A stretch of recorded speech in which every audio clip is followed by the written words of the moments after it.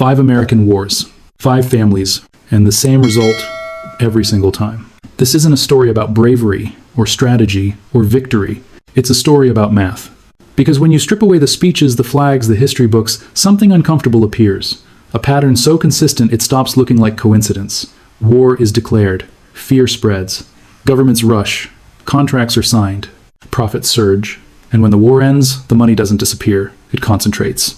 For more than 2 centuries, every major American war has followed this exact sequence. Different enemies, different eras, same beneficiaries.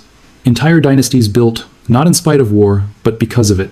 While soldiers died and taxpayers paid, a small group of families positioned themselves to win no matter how the war ended. This isn't about one scandal. It isn't about one corrupt deal.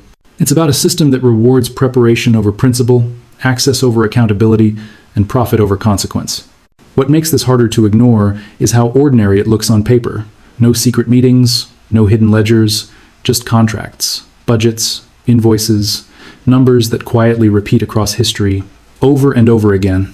And the most disturbing part isn't that war is profitable. It's that the profits follow a formula. Once you see the formula, the wars start to feel less random.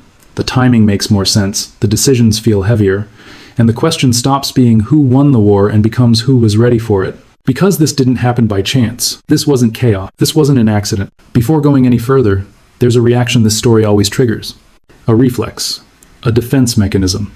People hear claims like this and think conspiracy, hidden cabals, secret meetings, smoke-filled rooms. But that's not what this is. Because none of what you're about to hear is hidden. Every number comes from government contracts. Every claim traces back to congressional investigations, court records, budget reports, and public filings. These aren't leaks, they're receipts. Filed, stamped, archived, and mostly ignored. That's what makes this uncomfortable. If this were secret, it would be easier to dismiss. But it isn't. The evidence has been sitting in plain sight for decades, scattered across boring documents no one reads and hearings no one watches. War profiteering didn't survive because it was concealed. It survived because it was normalized. Whenever these patterns surfaced, the response was always the same. Investigations were opened, reports were written, fines were issued, and then the system moved on because the companies involved weren't fringe players, they were essential. Too embedded in national security to disrupt, too intertwined with the economy to challenge. So the story was never whether it happened. That was already proven. The story was whether anyone would connect the dots. This isn't about accusing individuals in dark rooms, it's about tracing incentives in daylight. When you follow the contracts instead of the headlines, a different version of history appears, one where war isn't chaos, but continuity. And the paper trail never lies. The receipts are public. Once you accept that the records are real, the next step is understanding how the system actually works. Not morally, mechanically. Think of war less like an explosion and more like a machine. Every machine has inputs and outputs. You put something in, you get something out. War is no different. The inputs are fear, uncertainty, and political urgency. A threat appears, a deadline is created, leaders are told there is no time to hesitate. Decisions must be made immediately. That urgency is the fuel. When governments feel pressure, normal rules break down, competitive bidding disappears, oversight weakens, speed becomes more important than efficiency. And into that moment step companies that are already positioned, already connected, already approved. The output is predictable, contracts are awarded, budgets expand, risk is transferred away from private companies and absorbed by the public. One of the most common tools is something called a cost-plus contract. It sounds technical, but it's simple. The government agrees to pay every cost the company incurs, plus a guaranteed profit on top. In any normal business, higher costs mean failure. In war, higher costs mean higher profit. There is no incentive to finish early, no penalty for overruns. Delays don't hurt the contractor, they help them. The longer the war machine runs, the more money flows through it. Once this structure is in place, outcomes stop mattering, victory or defeat becomes secondary, the machine pays either way, and that's the moment most people miss. War doesn't need to be won to be profitable, it just needs to continue. Once you see it, you can't unsee it. The first family to perfect this system did it before the United States even understood what it was becoming.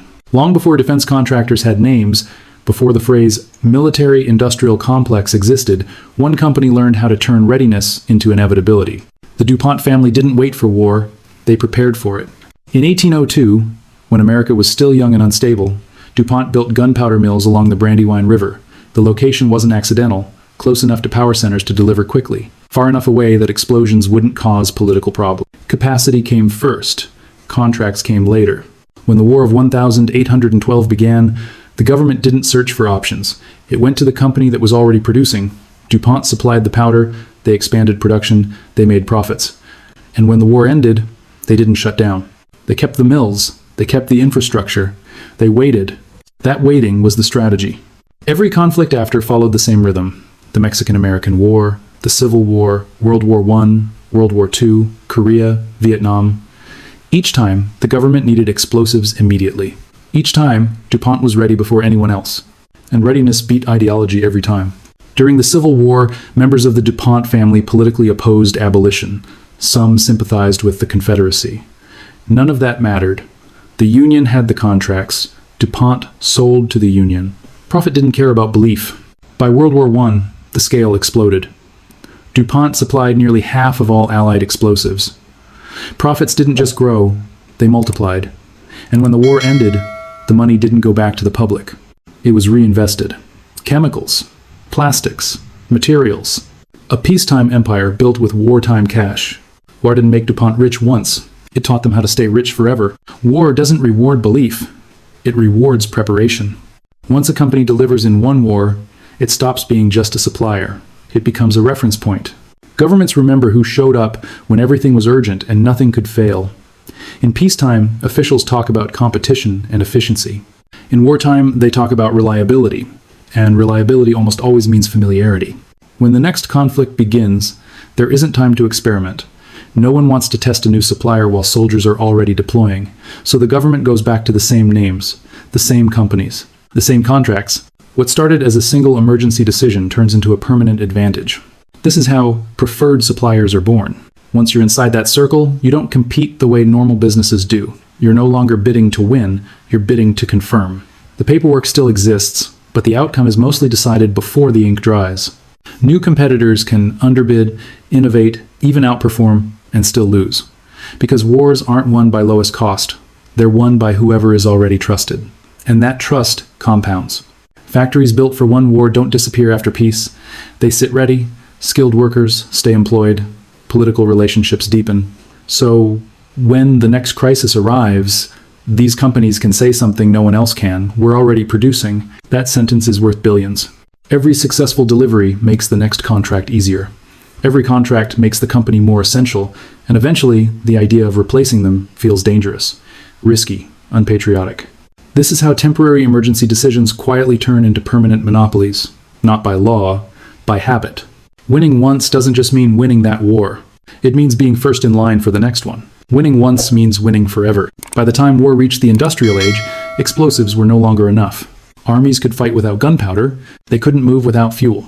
And no family understood that sooner or exploited it more completely than the Rockefellers. Oil didn't just power factories. It powered ships, trucks, tanks, planes. It determined how far an army could advance and how long it could stay there. Control the fuel, and you controlled the pace of war itself. John D. Rockefeller built Standard Oil into something far beyond a company.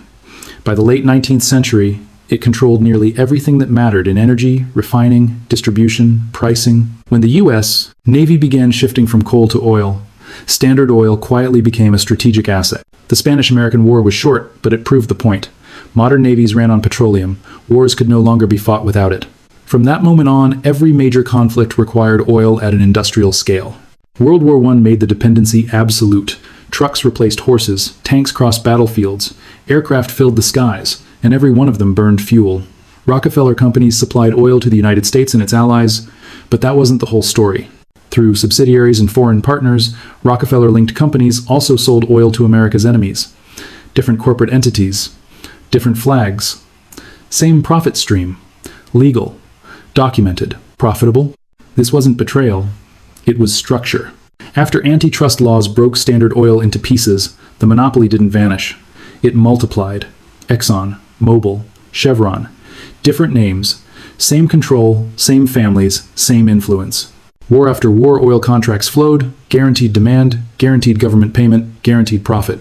And when investigations surfaced trading with adversaries, sharing patents, extending conflicts, they quietly ended. The military needed the fuel. Accountability became optional. By the time the public caught on, the wealth was already locked in. Oil money diversified into banks, real estate, universities, foundations. The war profits were buried under respectability. Wars run on fuel, and fuel never asks who's fighting. By this point, a pattern should feel familiar. Every time scrutiny appears, it runs into the same wall. Not denial, not outrage, necessity. When companies become essential to national security, the rules change. Investigations don't end with accountability, they end with silence. Because punishing a supplier in the middle of a conflict feels dangerous, risky, even unpatriotic. That's how national security turns into a shield. Again and again, congressional committees uncovered overcharging, price fixing, conflicts of interest. Reports were written, headlines appeared briefly, and then the consequences stopped short of anything that might disrupt the flow of war. Fines were paid, not prison sentences. Settlements were reached. Not admissions of guilt. Contracts continued, often expanded. The logic was always the same. These companies were too important to lose. The military depended on them. The economy relied on their factories and workers. Lawmakers needed the jobs in their districts. Accountability became a threat to stability. So wrongdoing was treated as a cost of doing business. A line item. Something to be absorbed and moved past. When fines are smaller than profits, they stop being punishments. They become fees. And this protection compounds just like profit does. Once a company survives one investigation without consequence, it sends a signal. Not just to itself, but to everyone watching. Push the limits. The system will bend. The worst outcome is a fine that barely dents revenue. That's when power becomes self-reinforcing. Companies don't just supply war, they outgrow the ability of the state to discipline them. They become untouchable, not because they're innocent, but because confronting them would mean confronting the system itself. Too big to fail wasn't strong enough. They became too vital to jail. Weapons and fuel get the attention, but none of it moves without money. Wars are expensive long before the first shot is fired. Governments don't have the cash on hand to fight them, they borrow. And the people who lend that money don't need to pick a side, they only need interest. That's where the Morgan banking dynasty enters the story. By the late 19th century, J.P. Morgan and his network of banks had become the financial backbone of the American government. They didn't just store money, they moved it, structured it, and decided who had access to it. When wars began, Morgan understood something simple and ruthless. Governments at war will borrow at any rate. They have no alternative. The Spanish-American War was small, but it set the precedent. Morgan banks financed government spending and collected interest. World War I changed everything. Before the United States officially entered the war, Morgan-led banks were already lending billions to Britain and France. Those loans weren't charity, they were leverage. By the time America debated entering the war, the outcome was already entangled with finance. If the Allies lost, they couldn't repay their debts. And if they couldn't repay, American banks would collapse. Neutrality stopped being moral or political. It became financially impossible. Once the U.S. entered the war, the profit loop tightened. Governments borrowed. Morgan underwrote the debt. Interest accumulated. After the war, the same banks arranged the loans that allowed defeated nations to pay reparations money that circled back to repay earlier debts. Fees were collected at every step. Victory didn't matter. Defeat didn't matter. Debt always paid. World War II followed the same logic. War bonds, treasury issuance, reconstruction financing. And when the Cold War began, the lending never stopped. Different conflicts, same mechanism. Wars don't need belief. They need loans. There's a moment in every conflict where debate quietly ends. Not because everyone agrees, but because too much money is already on the table. Once governments borrow at scale, war stops being a question of policy and becomes a question of protection. Financial exposure creates its own gravity. The deeper the debt, the narrower the choices. At first, leaders talk about diplomacy, sanctions, negotiations, time. But behind those conversations, balances are shifting, loans are issued, factories ramp up, supply chains lock in. Entire industries begin depending on the continuation of conflict. And suddenly, peace isn't neutral anymore. Peace becomes expensive. If a war ends too early, contracts are cut short. Loans go unpaid, factories idle, jobs disappear, markets react. The cost of stopping starts to look higher than the cost of continuing. That's the pivot point, the moment when war stops being driven by threat and starts being driven by exposure. At that point, decisions feel inevitable. Leaders talk about obligation, stability, credibility. But what they're really protecting is a web of financial commitments that can't survive a sudden end. This is how wars outlive their original reasons. What began as a response to danger becomes a mechanism for avoiding collapse. Ending the conflict would trigger losses too large to absorb, so the war continues. Not because it's being won, not because it's just, but because stopping would break too many balance sheets at once. This is the moment no history book highlights, the moment when war becomes the least costly option for those in power. At a certain point, peace costs more than war. Once war reaches that stage, the next winners are already waiting. Because modern wars aren't fought with stockpiles, they're fought with systems, aircraft, missiles, surveillance platforms so complex that once you start building them, you can't stop. That's where Lockheed enters. Lockheed didn't become powerful by building the best weapons, it became powerful by building weapons that couldn't be abandoned. From the beginning, the strategy was simple. Underestimate the cost, win the contract, and once billions are spent, make cancellation politically impossible. During World War II, aircraft became decisive. Fighters, bombers, transports, all essential. Lockheed delivered. And when the war ended, instead of shrinking, it adapted. Cold War fear replaced hot war urgency. New enemies, new technologies, new contracts. But the real innovation wasn't engineering, it was politics.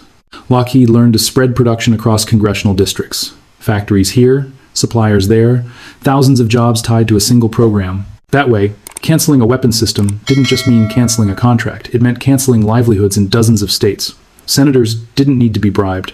They were structurally invested. Then came cost overruns. Projects ran late, budgets exploded, estimates quietly doubled, then tripled. In any normal industry, that would mean failure. In defense contracting, it meant leverage. Once the government had already invested billions, walking away became unthinkable. The sunk costs were too high, the embarrassment too great. So the Pentagon paid, over and over again. Cost-plus contracts guaranteed profit no matter how inefficient the process became. Delays increased revenue, complexity protected margins, and every investigation ended the same way: fines, settlements, no jail time, contracts renewed. Lockheed perfected a system where failure paid better than success. You can't cancel a weapon that employs a nation. From the outside, it looks like a market. Multiple companies, bids, committees, regulations. The language of competition is everywhere. But defense contracting doesn't behave like a real market because real markets punish failure. War does the opposite. In a normal industry, if you miss deadlines, blow past budgets, or deliver a flawed product, you lose customers. In war, urgency rewrites the rules. Deadlines become flexible. Budgets become suggestions. And failure is explained away as complexity. There's always a reason. The technology was unprecedented. The threat evolved. The battlefield changed. And because national security is at stake, no one wants to be the person who stopped funding a program that might be needed tomorrow. So competition becomes theater. New companies rarely break in, not because they're incapable, but because they can't promise what the incumbents can. Continuity.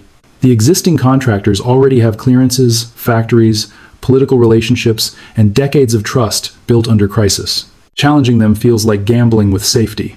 And when a contractor fails spectacularly, the response isn't removal, it's reinforcement. More money to fix the problem, more time to complete the system, more contracts to stabilize the supplier. The incentives are upside down. Efficiency doesn't win. Speed doesn't win. Even quality doesn't always win. What wins is entanglement. The deeper a company is woven into the military, the harder it is to replace. At a certain point, the government isn't buying a product anymore. It's maintaining a dependency. That's why the same names keep appearing decade after decade, not because they're unbeatable, but because the system makes replacing them feel dangerous. In war, inefficiency pays. The most profitable part of war isn't always the fighting. It's everything that happens around it. Armies don't just need weapons, they need bases, roads, airfields, food, fuel, power, water, waste removal, constant movement of people and supplies through hostile territory. And every one of those needs turns into a contract. That's where Halliburton built its empire. Halliburton understood early that wars create chaos and chaos kills competition. When troops are deploying and timelines are measured in days, not months, governments don't open bidding processes. They call the companies that can move immediately. The ones with equipment, logistics, networks, and political access already in place. From World War II onward, Halliburton specialized in speed, build fast, deliver fast, bill later. Bases rose in deserts almost overnight, ports were expanded, airfields carved out of nothing, and almost all of it was done under no-bid, cost-plus contracts, which meant risk didn't exist. Every expense was reimbursed. Every delay was paid. Every mistake was profitable. If costs doubled, revenue doubled. And when auditors raised concerns, the explanation was always the same: war zones are unpredictable. Vietnam took this model to scale. Through subsidiaries, Halliburton built infrastructure across South Asia. Roads, camps, supply hubs, political relationships deepened, donations flowed, And when leadership rotated between government and corporate offices, the contracts followed. By the time the War on Terror began, the system was perfected. Halliburton wasn't just supporting war, it was embedded inside it, feeding troops, transporting fuel, managing logistics so complex that replacing them mid-conflict felt impossible. And when waste and overbilling were exposed, nothing stopped. Fines were absorbed. Payments continued. The war needed support. The fighting could end, but the rebuilding never did. The war never ends if rebuilding never stops. By now, the individual stories start to blur together. Different industries, different centuries, different names. But the mechanics never change. This is where everything collapses into a single structure. Strip away the personalities and what's left is a blueprint, a repeatable system refined over generations. Step 1 always comes before the war. Position early. Build capacity in peacetime. Become essential before anyone knows they'll need you. Step 2 happens the moment conflict begins. Secure the first contract. Urgency replaces oversight. Speed replaces scrutiny. Once you're inside, everyone else is locked out. Step 3 removes risk entirely. Cost plus pricing guarantees profit no matter what happens. Delays, overruns, mistakes all reimbursed. The public absorbs the downside. The contractor keeps the upside. Step 4 is where profits accelerate. Budgets inflate. Timelines stretch. Complexity multiplies. What looks like incompetence is often incentive. The more expensive the project becomes, the more valuable it is to the company running it. Step 5 locks the system in place. Regulators retire into industry. Generals become executives. Officials who once approved contracts now benefit from them. The revolving door ensures continuity. Step 6 expands the battlefield beyond weapons. Lobbying intensifies. Think tanks publish reports. Media narratives shift. War becomes framed as necessity, hesitation as weakness. The environment is shaped so conflict feels inevitable. And Step 7 ensures the money outlives the war. Profits are diversified into civilian industries, real estate, finance, philanthropy. By the time peace arrives, the wealth is untouchable. This isn't corruption in the shadow. It's optimization in plain sight. 5 families didn't just profit from war. They perfected the process. And once perfected, it didn't need to be reinvented. It only needed to be repeated. This is the blueprint. If this pattern only lived in the past, it would be easier to dismiss. History is full of bad incentives, old systems, lessons learned too late. But this one didn't fade. It scaled. Today, the United States spends more on its military than the next several nations combined, hundreds of billions every year. And a remarkable portion of that money flows to the same small circle of companies, not because of secrecy, but because the system still rewards the same behaviors. Modern defense budgets follow the same logic as 19th century gunpowder contracts. A threat is identified, urgency is declared, funding is approved, and once the money starts moving, it becomes almost impossible to stop. Look at today's largest defense programs. Multi-decade timelines, budgets measured in the trillions, suppliers spread across dozens of states, each one justified as essential, each one framed as too important to cancel. When problems emerge, delays, defects, ballooning costs, the solution is never withdrawal. It's expansion. More funding, more time, more commitment. The language has changed. The technology is more advanced, but the incentives are identical. Companies that fail to deliver on schedule don't lose trust. They gain leverage. Because now the government is too invested to walk away. And the relationships remain just as tight. Former defense officials sit on corporate boards. Executives move into advisory roles in government. Lobbying budgets grow alongside military budgets. Think tanks funded by contractors produce reports warning of new threats that conveniently require new systems. This isn't history repeating itself by accident. It's history continuing by design. The same blueprint that worked for gunpowder, oil, loans, planes, and logistics is still running. It's just larger. Faster, more expensive.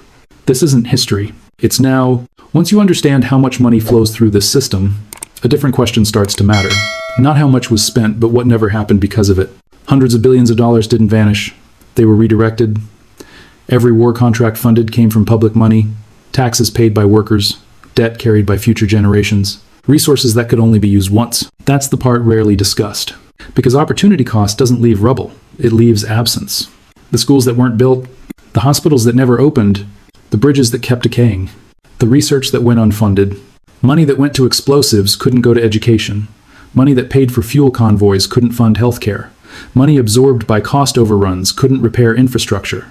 Every dollar spent sustaining war profits was a dollar not spent sustaining civilian life. And the scale matters. The combined profits extracted by war contractors over generations could have erased student debt, could have modernized transportation nationwide, could have funded universal healthcare for years, could have reshaped entire cities. Instead, that wealth concentrated, protected, reinvested, multiplied, while public systems were told there was no budget. Scarcity became a narrative, but it wasn't real. The money existed, it was simply committed elsewhere. Locked into contracts that couldn't be canceled, protected by urgency, justified by fear. And the most unsettling part is how invisible this loss feels. Bombs leave craters, missiles leave ruins. Opportunity cost leaves nothing you can point to, only the quiet realization that a different future was possible. This is what never got built.